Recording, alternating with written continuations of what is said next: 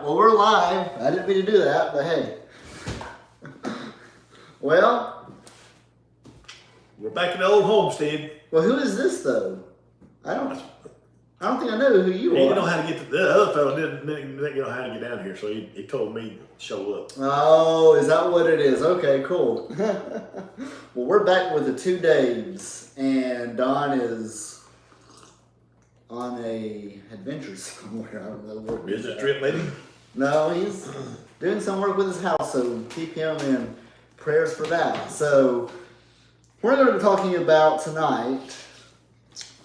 John the Baptist gets put in prison again. So, but we're going to kind of talk about what is the Bible, David? Did you know that if the Bible was proven wrong, it would have made worldwide news, and we wouldn't be in the situation we're in now. We'd be in a whole lot worse. I've done my research on this, and it's pretty in-string. Well, I found a reel last night, and I've showed it to you before about this fella. He's not saying that he's a Bible scholar, but he is a Bible. Well, Is it Doug Batchelor? No, he knows about printing and all that stuff. Oh, okay. And he had all his Bibles lined up. Yep. And he had one from like 1400 AD, one from 1500 AD. He had about 6 Bibles lined up. Right. And what he said was, they all do not read the same. They may be all in English, but they don't all say the same. Like in the Greek and Hebrew? But then you'll remember this one. Here we go. He brings up the King James 1631 version. You mean 1611? No, 1631. Ooh. Remember? It was called the Wicked Bible. The Wicked Bible, that's it. Thou shalt commit adultery. Yep, we've done this before. Yes. That's good, yeah. Well, that's not good, but that's right. So it's probably safe to say that there's been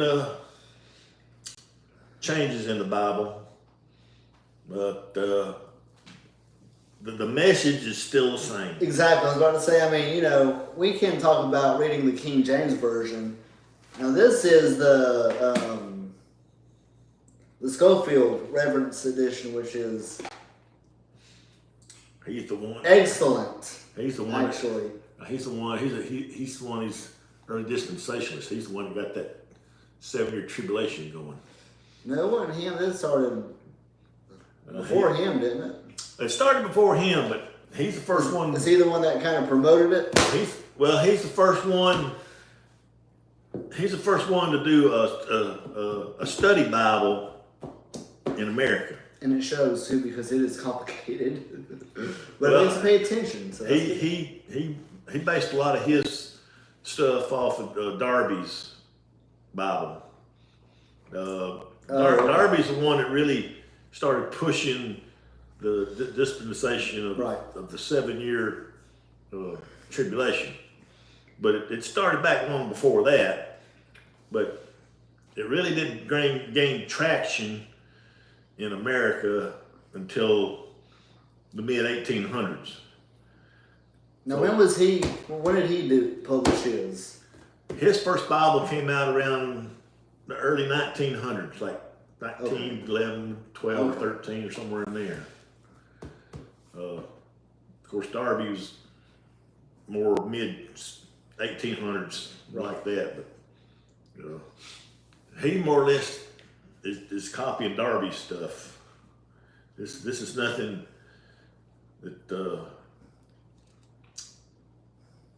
that really he developed himself. Right. Yes. He just, of course, you have guys like Spurgeon and John Wesley, and there's a lot of others through the years write their own commentary. Right. Keep going. You're fine. But there really wasn't much of a thing called a study Bible until I think Schofield was one of the first. So he was the first, or one of the first. Well, here in America, that is. So we are going over the harmony of the gospel. Now here's the big picture. And I think we talked about this before, though, but we're going to eventually be doing, and David, go ahead, pat me on the back because I'm not using it. Don't get ahead of yourself. We're only in chapter 4. I know it. Well, we're in chapter 4. There we go. This is chapter 4 of John, Right, Samaritan yeah. Woman. Yeah. But it's still down the road. So the whole idea is we're going to, and I found a simplified version of this, of what we're doing, but we're going to be going from the creation all the way to the end again, but we're going to be getting into a lot of the other books, and considering we've already kind of talked about the end times, rather than reinventing the wheel, I figured that we do like Exodus, the exit from, is it Jerusalem? No, not Egypt.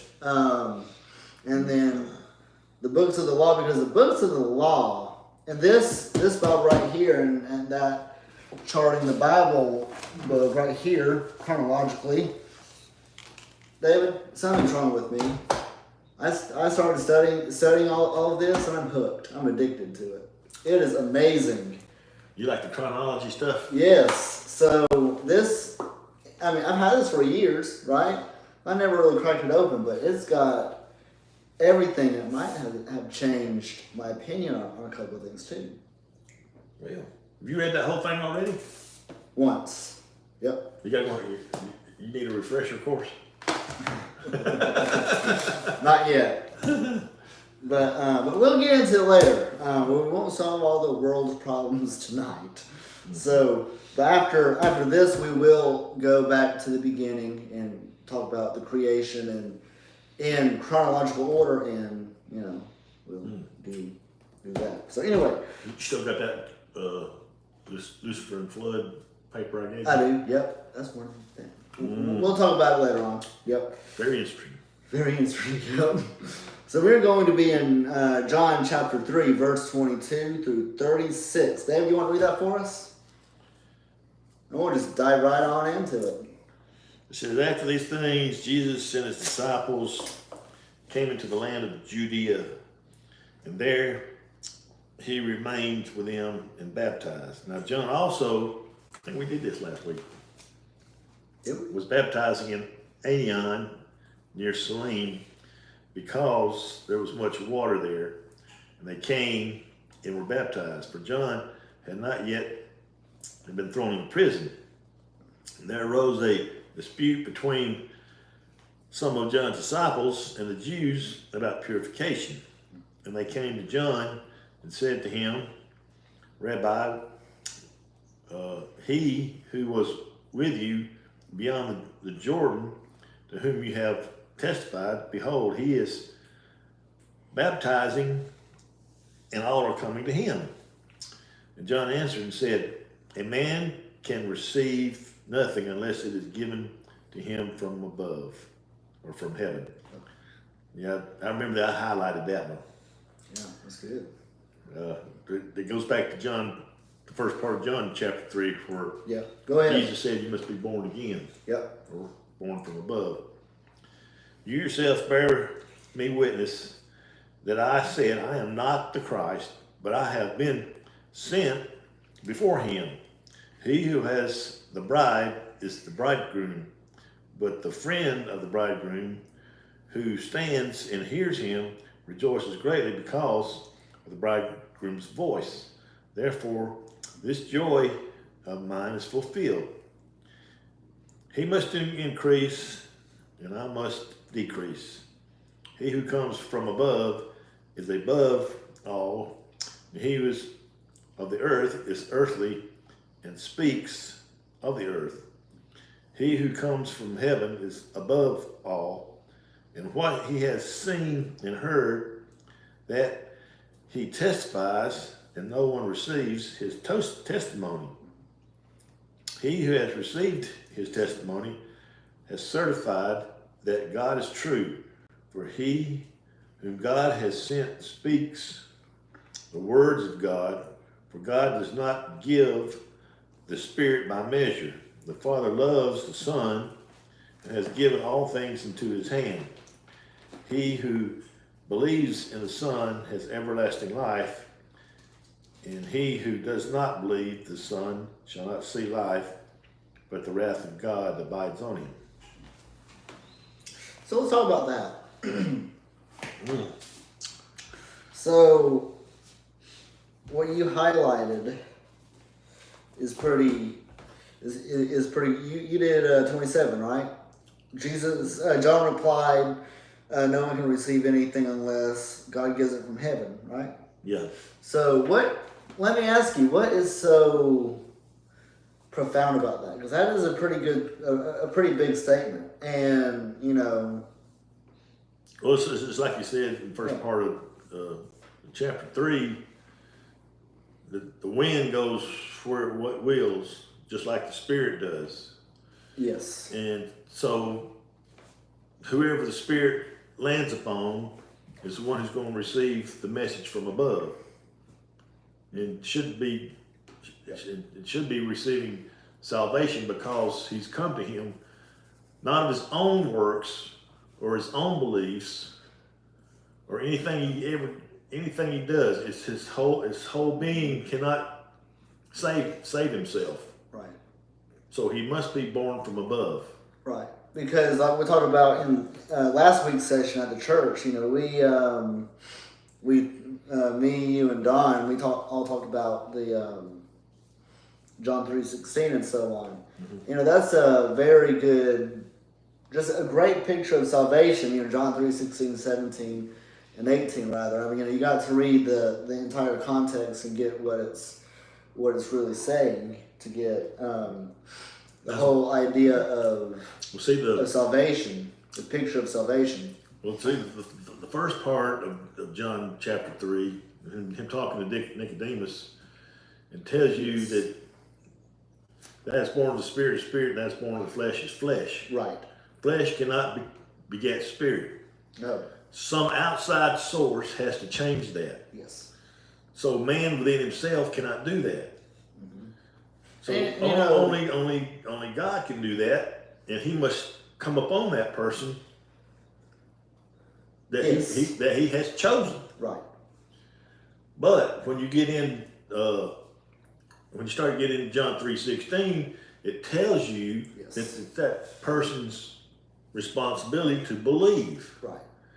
So, and I also have something on predestination that you might like too. Well, I don't see that as predestination. I'm seeing it's Jesus is talking about the condition of man. Yes. Not necessarily predestination. He's talking about the condition of man, because he only can get flesh. Yes, you're right. Yes. So he has to be changed from some other source. Right. Exactly. You're right.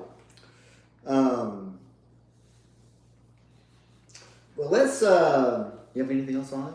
'Cause that's good. That's a good point. Good point. Well, but to kind of go a little bit further on the predestination stuff, because I know you have explained it before. Well, but I want to kind of add to that. Well, give you a little. Well, you get into more of Paul's writing on that. Yes. Like Romans chapter 9. Yes. That's practically just the whole thing. Sure. Mm-hmm. Romans 9. Yeah, if you read 15 and 16, there's no doubt that God chooses who He wants to save. Right. True. But and he talks about Jacob and Esau. Yes. How he chose Jacob before they were even born, before they even knew right from wrong. Right. He had chosen Jacob. Yes. But then the thing is, when it's chapter 9, it's talking about choosing the the elect. The elect, yes. Chapter 10 jumps into believing. Right. True. So somehow, some way, you believe. But when you go back to 15 and 16 in chapter 9, it tells you that God will have mercy on who he has mercy. Yes. And will have compassion on whom he will have compassion. Right. And then it's kind of like if you fail, we all fail. If you succeed, we'll all succeed. Well, that means he can pick and choose who he wants to have mercy on and who he don't want to have mercy on. Are you ready for this? But you get into 16. Verse 16 or chapter 16? Verse 16.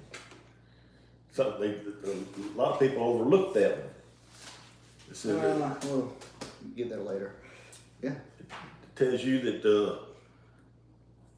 I think the way the King James puts it, it's not by the one who willeth or the one who runs, but by his mercy.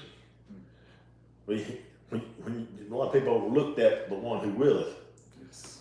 I think in your Holman translation, it says my personal favorite. It says the one. It's telling not the human will or the human works. Yes. But the one who has mercy. Right. But then, but see, when you get to chapter 10, he says whoever believes. Right. So. True. You can't. It's a mystery that you'll never be able to solve on earth. Yeah.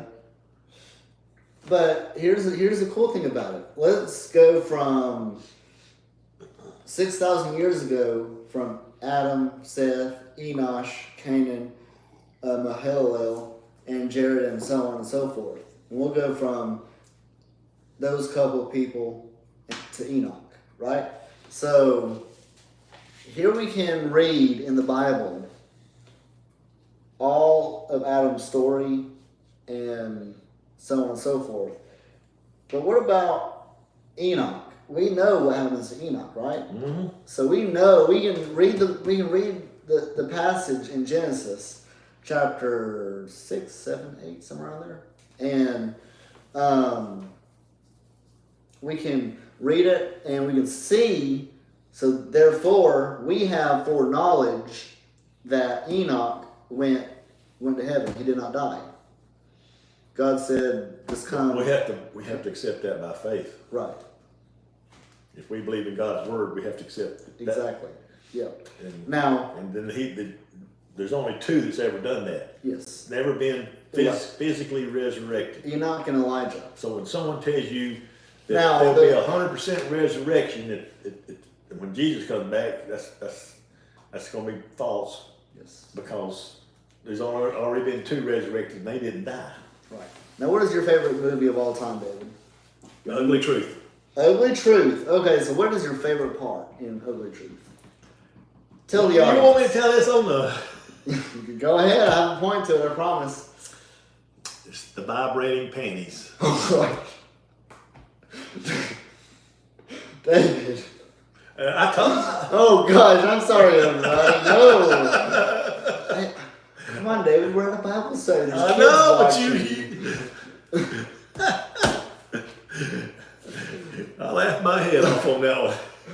Sorry, everybody. So, okay, whenever it gets to... Well, when you're watching the movie, I mean, it's actually... Margaret, go get your husband. It's actually a fairly decent rated. It's not rated X. It's not rated R. Oh, really? Yeah, there's no... Well, I'm John Brown. There's really... I don't even think there's any cussing in it. But the vibrate... never mind. Okay. But so well, the girl's trying to get advice from a guy on how to you go. on how to get her neighbor to ask her out and take her on dates and all that stuff. And he happened to buy her some vibrating panties. Well, they have a business dinner with her station manager. She's a producer, and lo and behold, she wore them to that dinner. Okay. Well, it's got a remote to it. Well, the purse fell over, the remote fell out and rolled across the floor, and this little kid picks it up. Oh no! Well, all he did, he just starts playing with it. It ain't doing nothing in his hand, but boy, it sure affected her. Okay, so something that kind of got into a pretty intense scene right there. There is a spirit. That is funny. There is a spiritual application even to that. Are you ready, David? You tell me. So, for me, for example, my favorite movie of all time. That'd be humor. Yeah. Spiritual application is humor. Is Silver Streak. Ooh, I hated that movie. You did? I don't like Gene Wilder. Oh, come on. I do not like Gene Wilder. So, from the very beginning to about, me and Jason watched it when he was in town. I said, okay, Jason, we have... Blazing Saddles. That's another good one. But anyway, we're not talking about that. This is Young Frankenstein. Oh, come on. That was a good one. But... Did not like Gene Wilder's movies. Oh, no. Did he do Wizard of... No, not... Yeah, a remake of something. I think he did the first Willy Wonka. And the There you go. That's what it is. Too, yeah. But anyway, so me and Jason watched Silver Streak. He's never seen it, and this is a perfect example. So Jason, I know you're watching, so hi.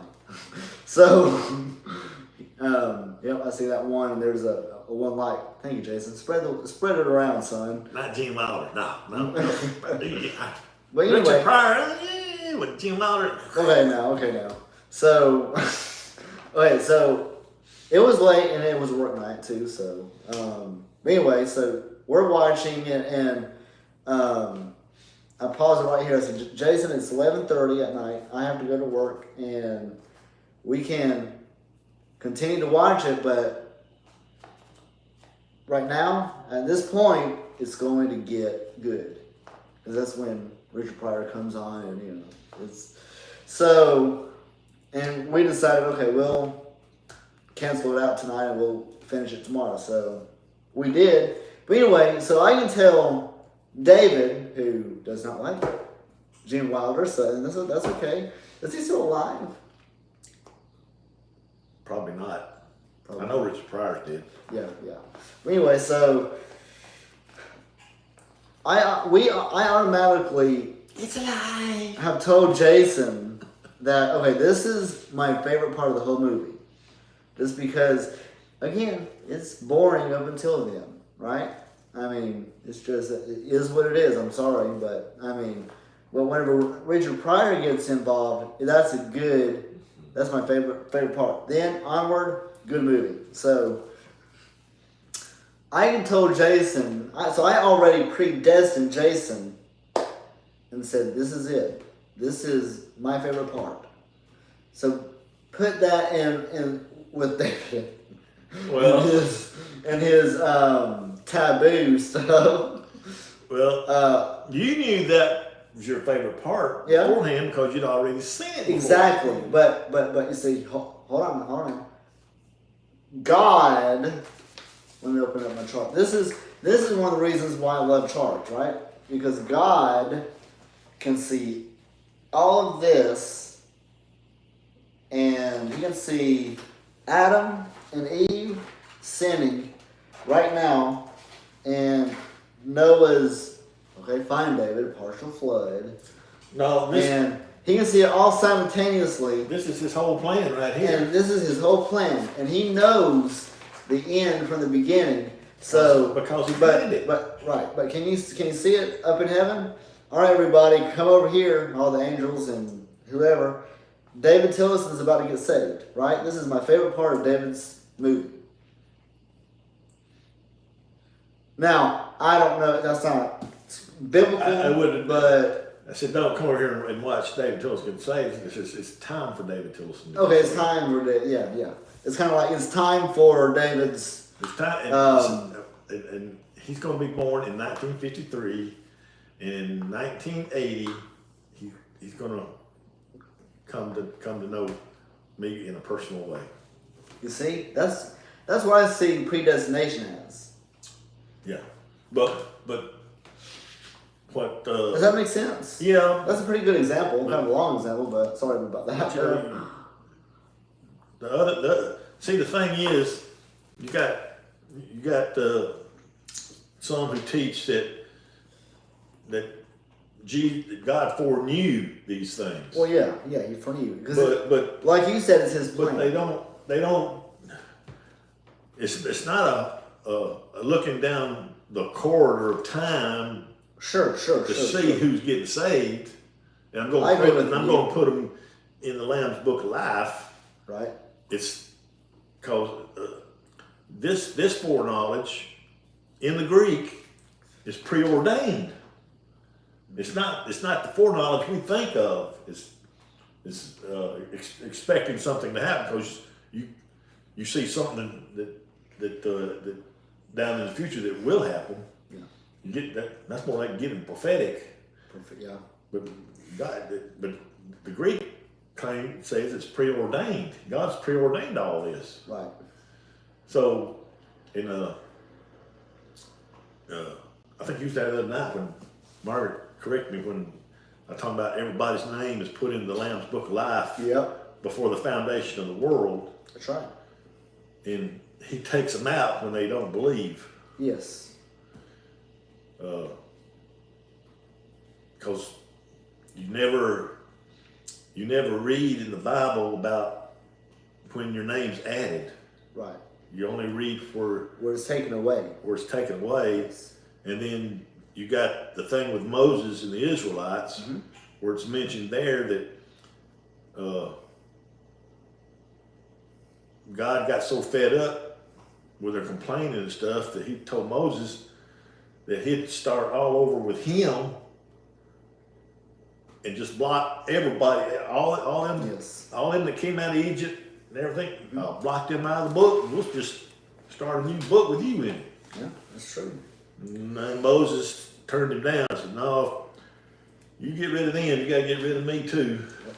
So, but I think about that and I think, well, God knows what Moses was going to do anyway. Yeah. But He went ahead and told Moses what He would do. Yep, that's true. So that's mind blowing. That is mind blowing. Mm. So John 3:30, He must increase, but I must decrease. So that's another thing that I think we all need to have in our back pocket to be humble.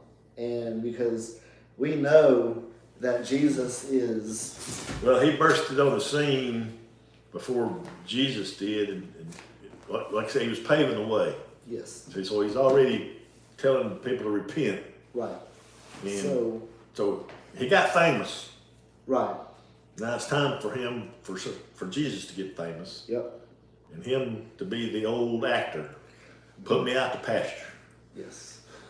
So we're about to read about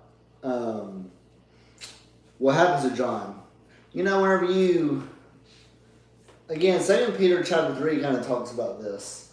Knowing this first, that there will come in the last days scoffers, right? Walking after their own lust. So here's one that is a scoffer, right?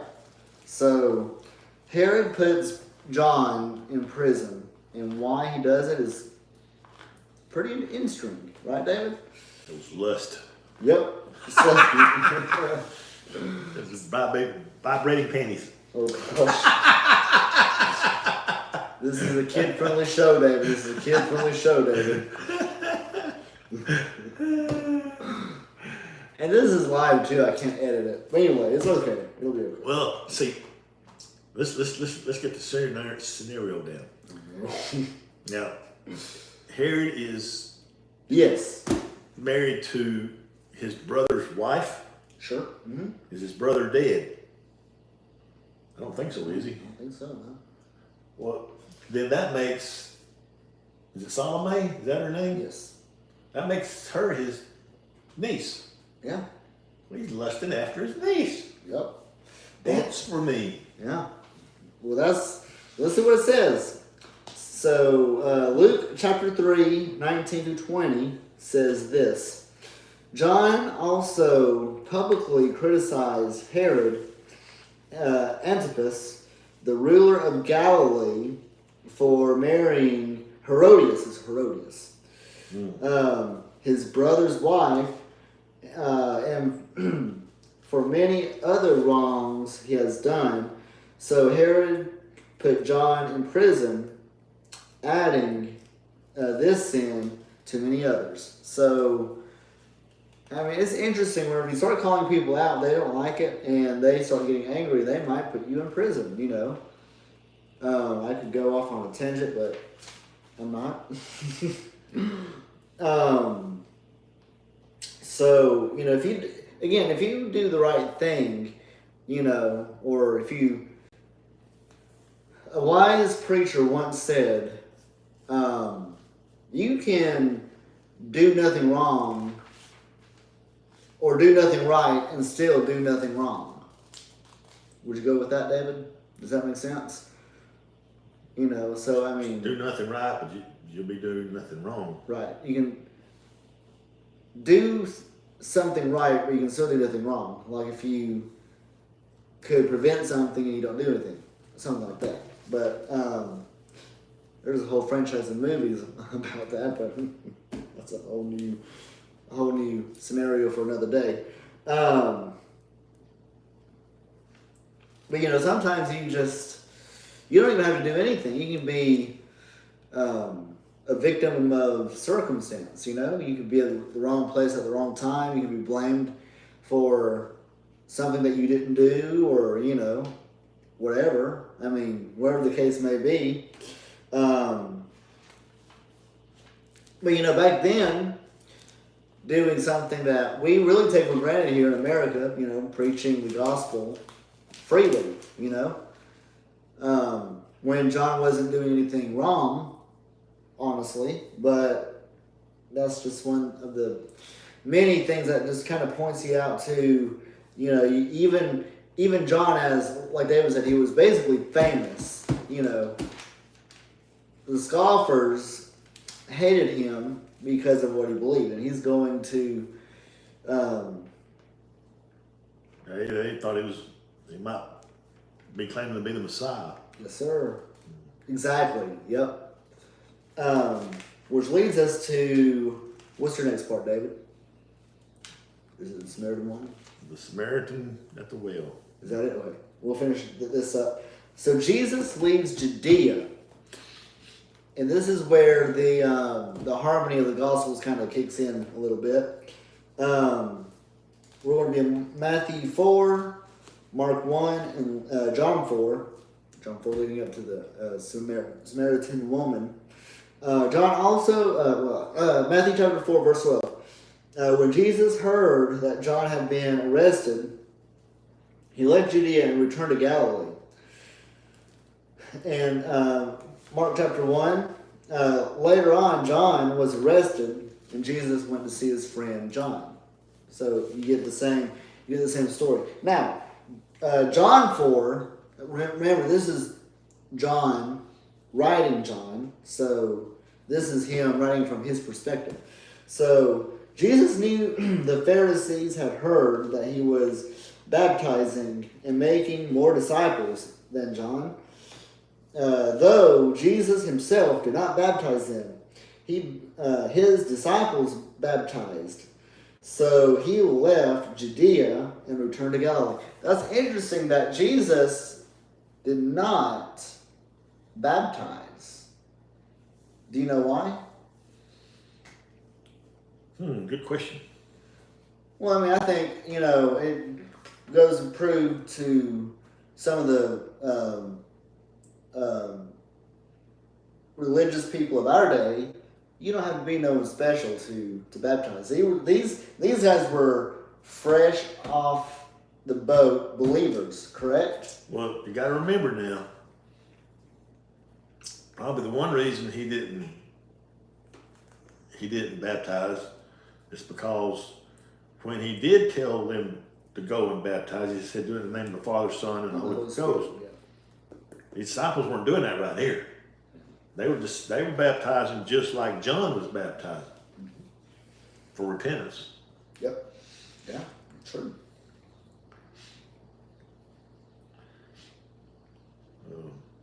He had to be, of course, John over here is telling you what Jesus would eventually tell you, that he that believes in the Son shall see life. Yes, absolutely. But the one who don't, the wrath of God will abide on him. Yep. I mean, I think Jesus did that. Yeah, perfect. That's good. So, John's claiming the gospel of Christ. Even though...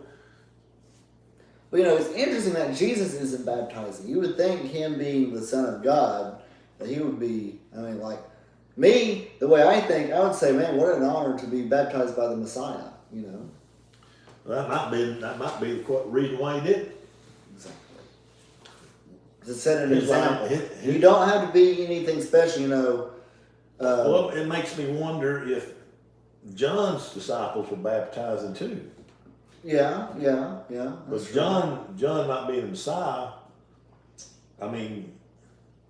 if they come to John to be baptized, his line might be longer than his disciples. Yeah, that's true. And so that would take away what Jesus is doing. Yes. So he must be proclaiming while they're baptizing. Right. He can't do it. He can't proclaim the kingdom of God while he's dunking people. Right. That's true. He's more like shepherd than men. Yes. To his disciples. That's it. That could be one thing that why he wasn't doing it. That's true. Well, in the next session, we will be talking about Jesus ministers in Samaria. And this is actually one of, I say that just about every time, but, these are just good stories. These are real people, right? And it's crazy to think that these are real, ordinary, average people, just like me and David, And we'll talk about that in the next session. And I'll be kind of like a broken record here, probably from here on forward, from here to the crucifixion, because there's a lot of interesting things in here. And, it's so simplistic. Once you see it, you'll never unsee it. So if you're new, like, subscribe, and we will be back here in about 5 minutes.